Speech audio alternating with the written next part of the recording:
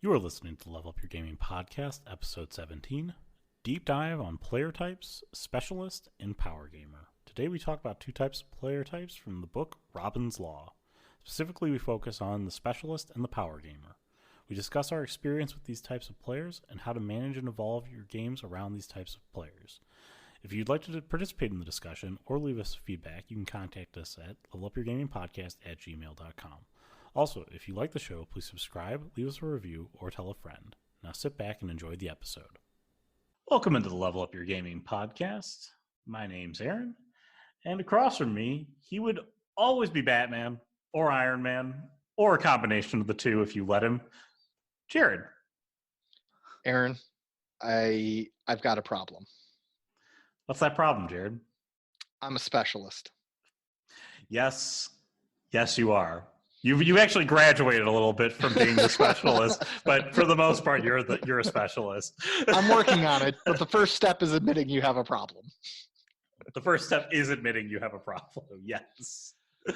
So, to our faithful listeners, what is a specialist? So, again, we're referring back to a wonderful book that we highly recommend every last one of you purchase, read. It's a quick read. It's a short read, but it is filled to the gills with content for storytellers, GMs, masters of ceremonies, DMs, whatever your official title is. Heck, even for a player, it is full of stuff. So what it is it's called Robin's Law, and its author is, hold on, just let me get to the title page, is Robin D. Laws, and it's created by Stephen Jackson Games. Again, we highly recommend you go out there and pick this one up. It will definitely level up your gaming. It's a super short read, and if you haven't guessed it today, we're going to talk about a couple of the player archetypes from this book here, specifically the Power Gamer and the Specialist. We're going to kind of do a deep dive in on both of these here. And as Jared mentioned, he is the specialist. I'm a specialist. He's a specialist, and I think if anybody had started playing role-playing games, at some point, if you all look back, we probably were all power gamers at one point. Very, very common trait for new players is to be a power gamer, because that's what you look at. You look at the powers and you look at all that those good stuff and how to make the best damn character you could possibly make. But we're going to deep dive in on both of these. And I would also advise anyone listening to this to listen to episode 2, which was KYP, where we first talked about this. And that will kind of give you a better idea of kind of why these archetypes are important to understand in your games. But how we go ahead and start with the specialist, Jared? Well, we already were talking about it, so. So the specialist is the person who plays the same character archetype or the same character type in every game. According to the book mentions that the most common one is I want to play the ninja. And they played in every game. So you ran a D&D game. They play a rogue that essentially acts like a ninja. You do a modern game. They play, I don't know, a stealthy guy that's just like a ninja. You put it as a Jedi, and all they do is buy force stealth. Why? So they can be a ninja. For me, my problems always centered around I wanted to play what my friends have very accurately described as the Iron Bat, which is a combination of both Batman, who is my favorite comic book character, and Iron Man, who just has a lot of cool shit. I felt like if you combined those two, you have the greatest superhero ever known to mankind.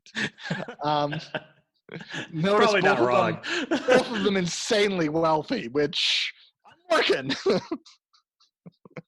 God damn it. So what does it mean to be a specialist, and how do you deal with the specialist? So first off, with the specialist, they probably don't know that they're doing it. I will tell you, for years and years and years, I had no freaking clue. As you get older, you get this better sense of self-awareness. I feel if you are, 18, if you're listening to this podcast, if you're 20 and you're listening to this podcast, no offense, God bless you. You got a lot more walking to do before you understand how the sneakers fit. Right now, I know where I'm at in life.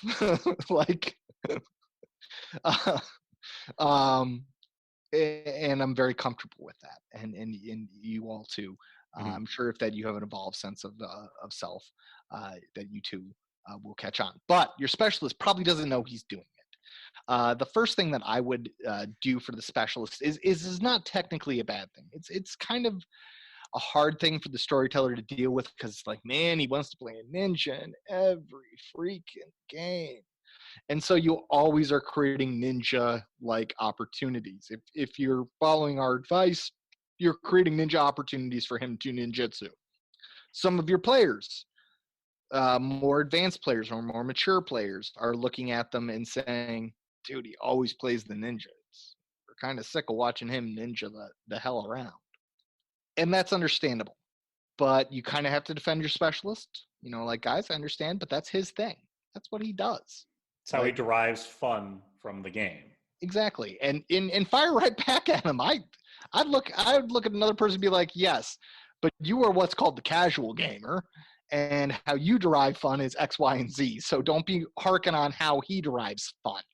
Yes. Um, but it is always great to encourage your players to grow.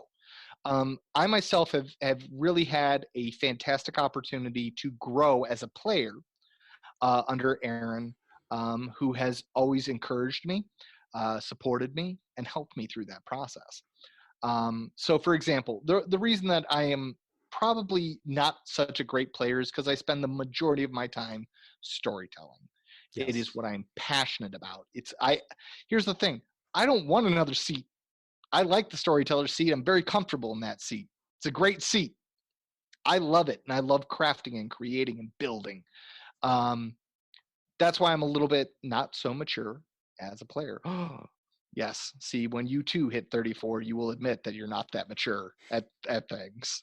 So, one of the things that you might want to do, how Aaron kind of encouraged it, I kind of got the hints, started getting some hints when there were jokes made, Well, granted, at my expense. yes. So we did joke. We did joke around. We have a very good relationship. I've known you for you know Swimming almost lessons. 30, yeah, almost 30 years now. I mean, it'll be 30 years next year. So I Yeah, mean, yeah, I've known you quite a long time. But one of the things that I noticed with you is that you love the archetype, the Iron Bat, but you always seem to dislike playing it in the games. Like, you never really engaged in the games playing it. So maybe you're not the perfect example of the specialist, because I think a lot of specialists really enjoy playing their archetypes. But they for do. whatever reason, you were not having fun playing the specialist. It was something that you always wanted to play, but you never really enjoyed playing it. I think it's because it's difficult for, especially what I was a specialist in. You got to build the Iron Man suit. You got to have the Yes. Mark One before you have the Mark Three. You got to build your reputation as Batman. You can't just have it off the plate. And the problem is, I don't think I ever had the great opportunity to build that. And I'll admit it, I'm impatient. Why? Because I'm a storyteller. When I say something happens, snap of the fingers, it happens. I'm not used to that being a player. So what Aaron and what I encourage you guys to do is he encouraged me to explore other archetypes. One of the things that I kind of noticed was in our previous detective series, which focused on our more senior characters who were seasoned investigators, as I always took charge of situations. And I was like, man, I gotta stop doing that. Like, I do it again and again and again, even when I'm totally out of my depth. And Aaron encouraged me, try a different character. Now I'm playing a character who cannot make a decision to save his life. uh you It know leads to several hilarious situations. If it is you're fun as hell, and the players love it, and I think our storytellers love it when my character just goes into every micrometer of the detail of what could happen, but never actually makes a freaking choice. um and it's been challenging as a player to think of that, but it's been so rewarding as a player. And that's why I encourage you guys to encourage that specialist player to branch out, because trust me, there is a reward in starting to play other types of characters, other archetypes. Step away from that. It might be slow. You might say, hey, always playing that druid class. Have you ever tried wizard? Have you ever tried sorcerer? Yeah, let me try that. Or you always want to play the Sith. Okay.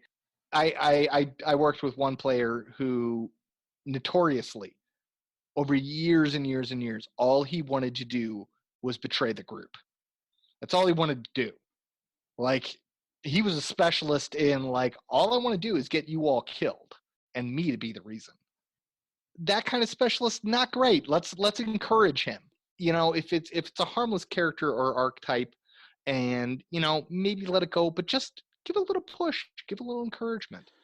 Yeah, I mean, again, it is about having fun. So, I mean, you want your players to do the things that are going to be the most fun. But again, you also want to make sure that your table is cohesive and that in a game, a lot of it is about trying to balance out power. So the problem with the specialist in a lot of cases are if you are going to play the ninja, like they give, for example, ninjas are super stealthy. You're always going to have a lot of stealth. And if you want to play a game where you're trying to balance that with the other players who are playing more, I'm going to say normal characters and putting boats around that, is that normal players, when they play alongside the specialist, are dwarfed by the specialist talents. Okay? It's very, very hard to balance your game in situations and make it so, again, you go back to our Everyone combat. can. Yeah, go back to our combat podcast. How do you scale somebody so they can find the specialist, but they can't find everybody else? Because if they can find the specialist, I guarantee you they're finding everybody else. Okay. And, you know, one of the things, if you go back to that one, I will always recommend the targeting players with specific NPCs. I know Aaron was shocked and awed when I said, like, I've been doing that for I'm still years. shocked and odd. I'm still floored by it. You know, you can have the tower guards. Let's say they're trying to break into a super top secret facility, and you got Imperial guards at the towers or Alliance soldiers at the towers, and 4 of them, they're just looking. But that 5th one, he's been training to be a sniper his whole life. All he is looking to do is snipe someone. And guess which guy is always going to be attempting to detect your ninja? It's going to be the super sniper. God dang, and I don't know how the rest of them got through. You know, I have no idea. That's why you have a GM block, the GM divider device. GM screen. There we go. Yeah, there you go. Divider device. That The was divide. good. How would I describe this thing that blocks others, that divides me from them? And I write instructional manuals for a living. You need to find different ways of saying the same word 50 times. You can't call it a button every time. Select this indicator switch, also known as a button. So, a selection depression device. locate the submit icon. Like, you mean the submit button icon? Because I said button 55 times. The life of a guy who writes instructional manuals. I could do a whole podcast on what I do. So, the specialist, you can have that one-on-one NPC interaction with them. But other ways of working with the specialist is to balance out that load. Not only can you have the special secret sniper, is intervention. Let your stealth guy go one path. Develop a story so that the other players are integral to them getting across. For example, I need a distraction. There's no way that you can get through here without a distraction. Create that situation so the other players have to be the distraction, and they have to be big, and they have to be loud. So then, you know, your power gamer can just lay on the trigger. You know, your wizard can, I know we've got a ninja power gamer with a machine gun and a wizard. And a Jedi too. Space wizard shared. There we go. We got the Jedi who's going to mind trick people at the front gate and cause a very big distraction. That distraction decreases the stealth. And I'm going to say, like, Jared, man, he thinks he can always do it by himself. Get him the stealth roll to make the plan of how he's going to stealth in. I have played Metal Gear Solid enough times to know if you do not have a plan on how you're going to sneak into a location, you're not scoping it out ahead of time, you're just running in, you're not going to make it. Every stealth requires a roll to like, man, I got to see where the cameras are. Okay, that's not going to work. I need a distraction. I need someone to be looking at other cameras. Chafe grenade. Chafe grenade. Paw. So it's really important to create that situation. Other specialist groups, one that I feel that I fit into a lot is the gun nut. I mean, like I tend to make marksmen. You People who are do. technically inclined. I mean, if you want to speak about things that I tend to specialize in more than others, is I tend to play more of the dexterous character versus the strong character. That's a type I tend to play more than others. And like you said, yours tends to have the gun nut, but a lot of that also sometimes comes into if you go back to metagaming, the metagaming stuff, a lot of that just comes into just your general knowledge of guns, which is, even if you don't have a lot of knowledge, you tend to be fairly knowledgeable because you're bringing in outside knowledge. Yeah, speaking of which, have you noticed on my detective character that I have picked a gun company that I completely freaking hate? I know, yes, you're using the Beretta. No, I'm not using a bird. I'm using You're a not? car. A car. Oh. KHR or KRH. I thought you were using a Beretta. You had a 9mm though. Typically, you go with we. This is how you know that your players are metagaming or using something out of line here.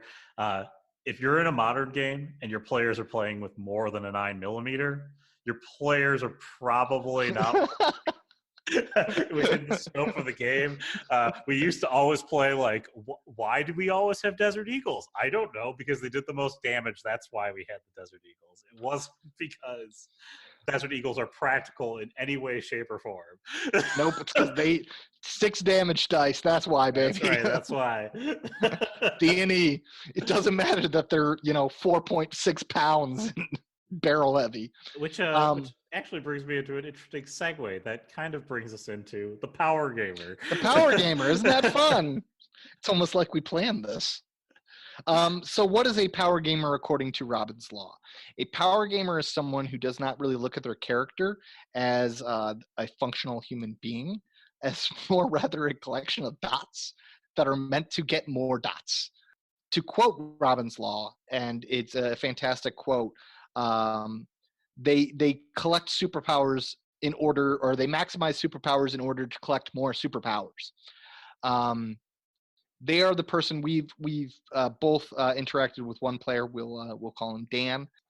That man went for every freaking kill that he could, so he could get more renown, which is kind of like experience, but he could rank up, get more powers to kill more people, to rank up to get more powers to kill more people, to rank up to get more powers to throw his big member we around. played an Aberrant game with him and the rest of the group. And if you're not familiar with Aberrant are like the quintessential superheroes. Like they have superpowers that you would find in any comic book thing like there. And one of the powers, if you had watched the show Heroes, was the Peter Petrelli power. And Dan had the Peter Petrelli power. Maxed out. Explain the Peter Petrelli power. So the Peter Petrelli power is a copycat power, essentially. So if he experienced a power, he was able to use it. Okay, meaning that he could have all the powers. Okay, he wasn't just restricted to one power. Anybody's power he interacted with, he then had the power. Okay, so that was the Peter Petrelli power. Now they changed Peter Petrelli in the later seasons of Heroes. Heroes went downhill. We're not going to talk about that, but it still hurts us deeply. But the first season of Peter Petrelli, the Peter Petrelli power, which was the same power that's in the book, is this power to basically assimilate anybody else's power. Yep, and your power gamer is always going to just look to max out skills that most likely will build towards higher skills. For example, like if you give out XP. D&D is a great example because I think you give out XP based on like what monster you defeated, the level of the monster comparatively to your level. I'm pretty sure an entire experience system is based off that. Aaron, correct me if I'm wrong. That was definitely the experience system in Palladium, which was like a lesser foe is like 100 XP, a medium foe is 300, and so on and so forth. And I think that's the same thing in D&D, which is utilizes the same similar experience system. So, this particular player would always go after the big foe. Even if I had spent 30 minutes whittling down the big foe with my very dexterous character, he'd come in for that final kill and be like, I got that kill. That was my kill. I killed him. I was the one who laid the death blow. Like, dude, but I've been working him for 45 freaking minutes.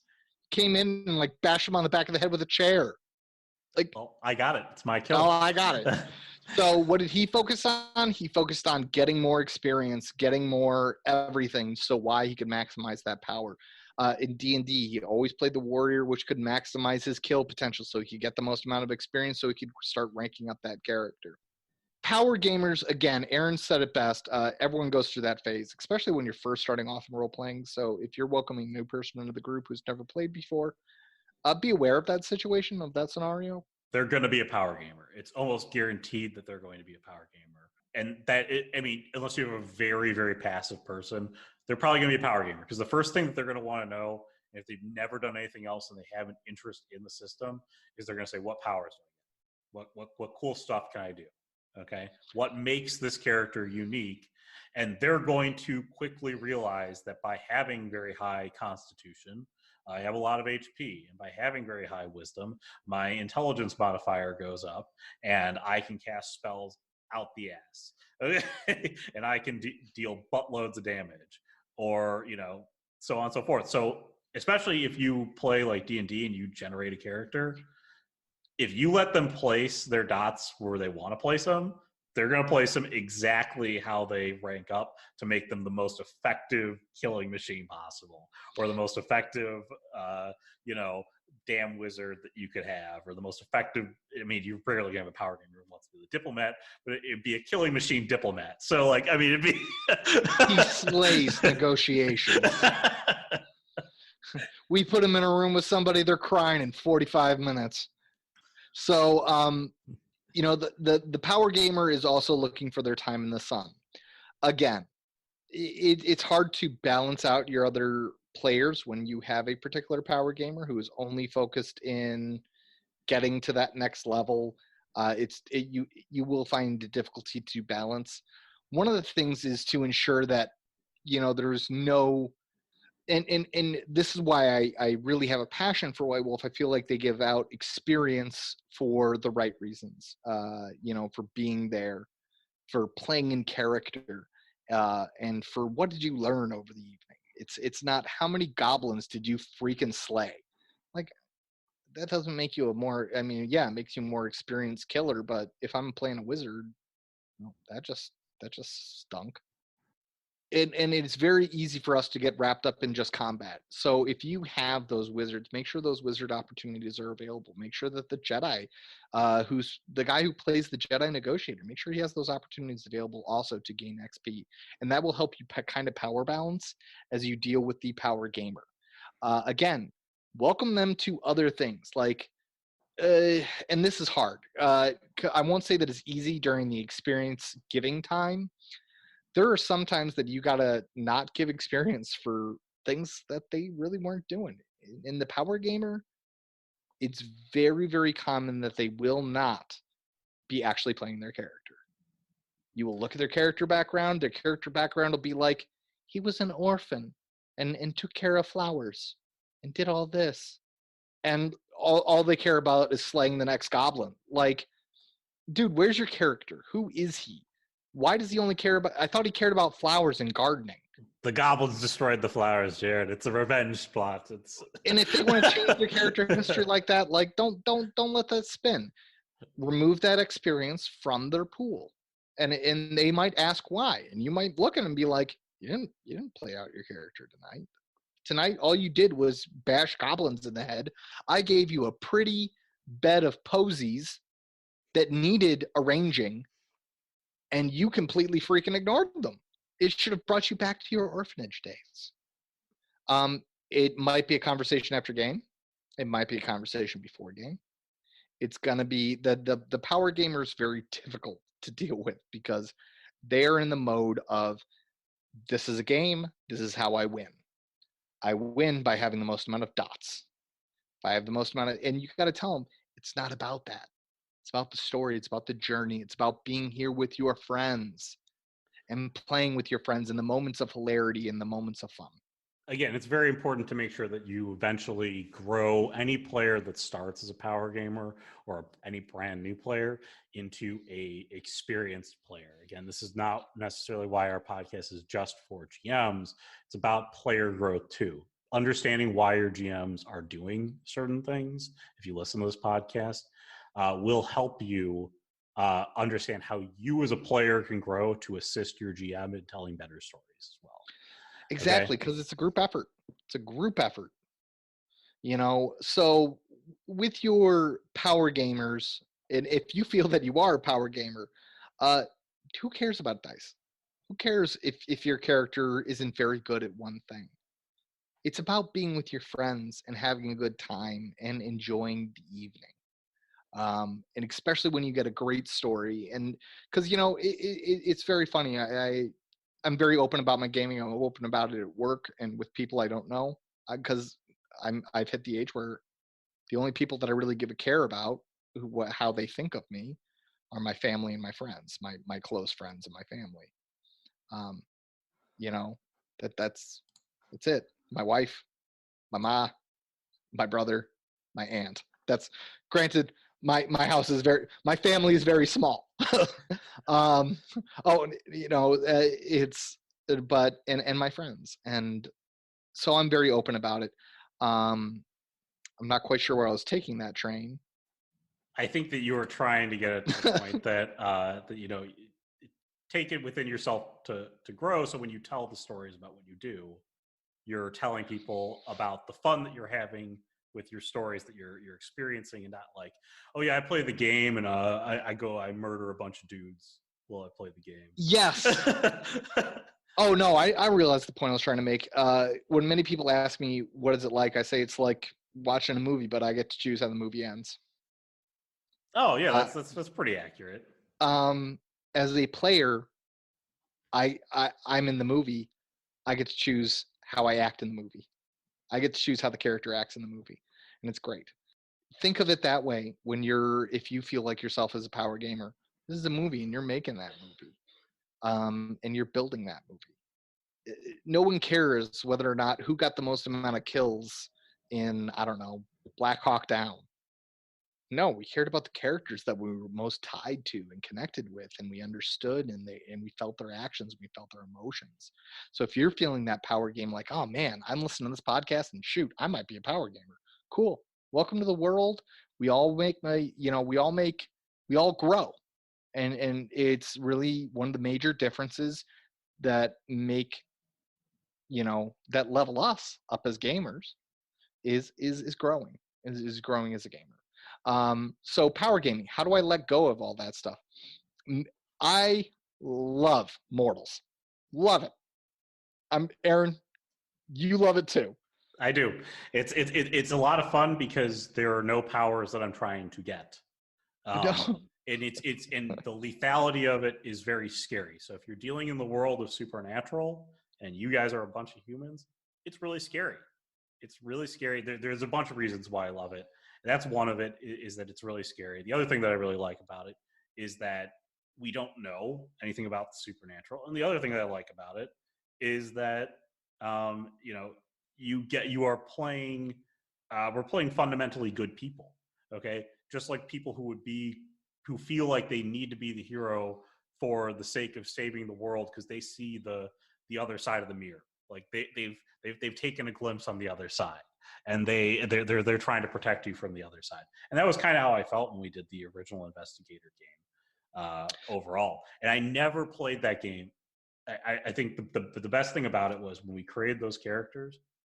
We created characters based upon, so in White Wolf we use dots, which give you like 1 to 5 Number of dots. dice. Yeah, and the dots create the dice pool. But the way that the dots are associated is there is a general scale about like how good you are on both sides of the dots. Meaning 5, you are like renowned in the world. 1, you are below way below average, and 2, you are average.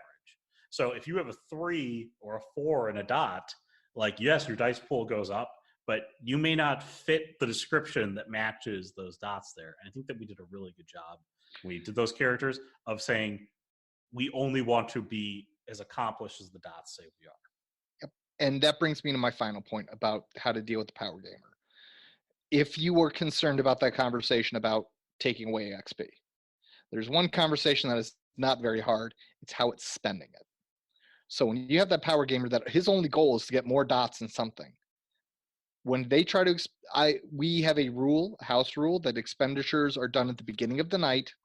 That's it. We also have a house rule that you can only spend experience on things that you actually have worked on and practiced. Thus, when you have that power gamer is like, oh, I'm buying the 5th dot of, or I'm buying the next level of sorcery magic stuff.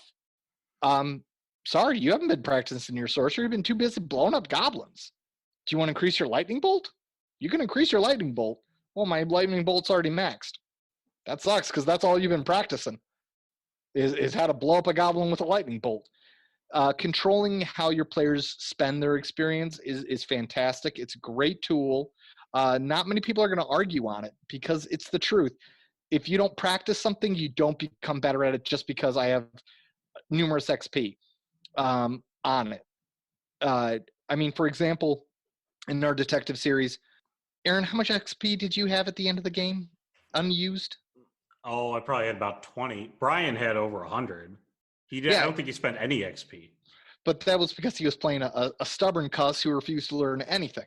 That's true. He learned a bunch of obscure skills that he never used. Southern snow driving.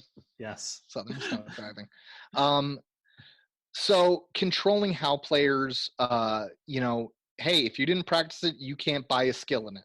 Just because you have the XP doesn't mean you get to spend the XP where you want it to spend. You have to in-game mature the character. If you want your character to have more firearms, you got to tell me you're practicing with firearms, you got in your downtime, or you're actively trying to use something that you stink at to engage targets. Because like the monk who wants to start using guns, or let's say you've got a power gamer monk, he only beats people up with his hands, but he wants to buy firearms. No. Why? You haven't used a gun all game. Oh, well, I got the XP. That doesn't matter. You didn't learn it. Encourage them to say, okay, during your downtime, does your character want to start learning guns? Yes, I would like to start doing that. Cool. Next session, we can save. And I also want you to start using firearms in games, in game. But I stink at them. That's the nature of learning. We all start at the beginning. Exactly. And I think one last point I want to kind of bring up in addition to your last point here is that obviously this is the specialist and the power gamer tend to go together well because they can both be powerful in specific ways and they just meld well within a game itself. So if you have a bunch of players who are all power gamers and all specialists, your game's probably going to go pretty swimmingly regardless of how your game is set up. But the thing that you want to do is if you as a GM are bored telling the very simple story and watching your players just bash through it, then this is the type of thing that you need to do to kind of get them out of that mode and into to leveling up their gaming. And if not, if you really do enjoy just telling games where your players get to, let out all their pent up frustration and do all this, then have at you. Again, it's about having fun at the core of it. So if you love having a bunch of power gamers, that's just like the bee's knees for you. I doubt it, but if that's the case, I'll believe your lie and just have at it. Let them have a great time. But if not, see if you can coax them into a different way of building their characters, a different way of changing their behavior, and so you can maybe tell a more complex game, a game that you haven't had the opportunity to. I think that's a great point to end on. I'm sorry, that was majestic. So, anyways, if you guys would like to join in the conversation, get a hold of us or give us some recommendations for episodes you'd like to hear about, you can get us at levelupyourgamingpodcast@gmail.com. Otherwise, tell a friend, tell your gaming group about us, have them listen, and we hope everyone's doing well out there, staying safe. And for Jared, I'm Aaron. Have a good week, guys. Have a good week, everyone.